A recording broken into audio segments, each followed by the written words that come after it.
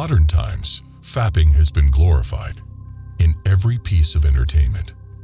Nowadays, people are just doing it compulsively to try and get some little droplet of dopamine out of their brain. For most of the social media you consume, there is always a reason to trigger instant gratification.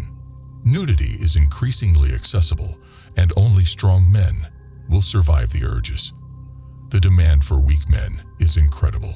Based on the economical success of OnlyFans, it's all clear how many men can't control their desire.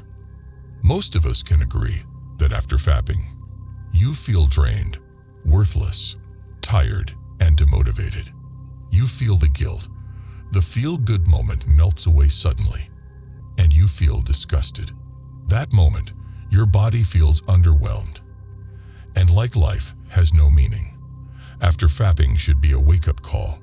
If this sounds familiar, don't forget to hit the like and subscribe for more.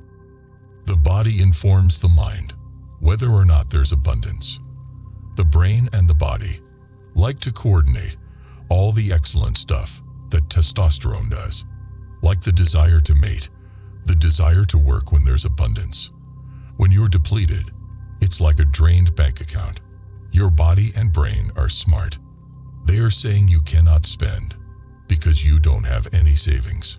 You have depleted all your willpower and you feel drained.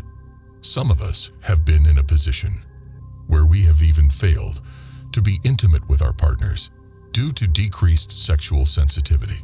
It's now possible for men to look at more beautiful nude women in one day than any man in history had ever seen. That's not nothing. That's something. And to think that doesn't do anything to you, it's like no, that likely does something to you. What is fapping doing to the brain?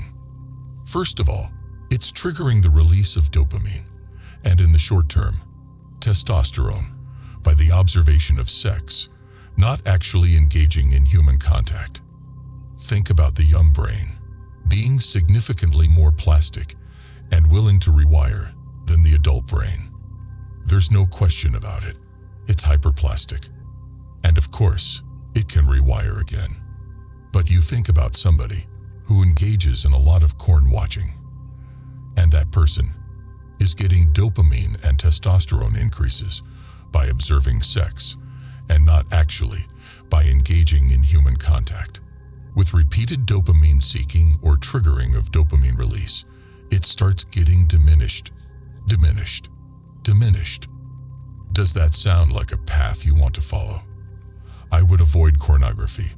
Frankly, everyone's got their threshold for what's too much. For some people, that number might be 0. The less corn, the better. That's my advice. But let's make that more specific. To the degree that use of corn and fapping is undermining your sense of yourself and providing you with a dearth of motivational reasons to get out there and engage with a real partner, then it's definitely not in your best interest. And that's what your conscience is telling you. Anything that inhibits the pursuit and functioning of healthy relationships is where you have to start saying, wait a second, is this behavior getting in the way? So I think it's reasonable to assume that there's a novelty edge in pornography, because novelty is a sexual kick. It has to stay novel, which means that over time, it will become more extreme. If you want your charisma back and to start winning, seed retention should be your potion. While the conversation around avoiding fapping may have gotten much more popular as of late, the original concept has been around for centuries. Our ancestors began hunting for the physical, mental, spiritual, and other benefits of seed retention far before it became an internet fad. While they may not have known the scientific benefits of seed retention like we do today, the notions were evident in Taoism and tantric sex. The No Fap journey won't be easy. It would be best if you get prepared mentally and physically. Stop feeding your demons and avoid all the triggers that would cause a relapse. Have a plan and a target.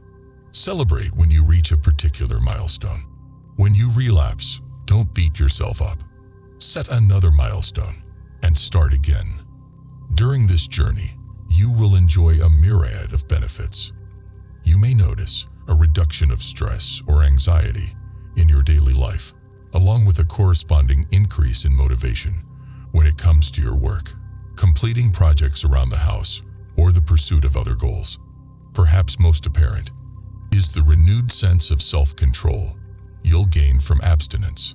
Elevated testosterone levels will leave you with thicker hair, increased muscle growth, greater energy levels, and improved sperm quality. This will be your first step to leveling up as a man with oozing masculinity. If you want to follow me on this journey to greatness, don't forget to hit the like and subscribe.